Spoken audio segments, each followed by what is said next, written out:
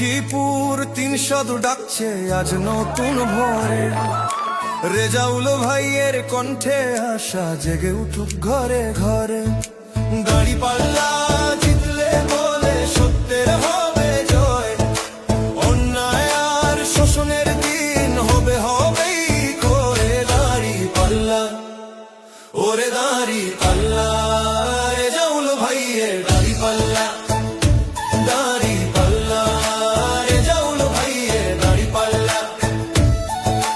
দাঁড়িপাল্লা নাইম ছাফে জনতার প্রতীক, তরুণ সমাজ কাজ পাবে হবে স্বপ্ন সঠিক।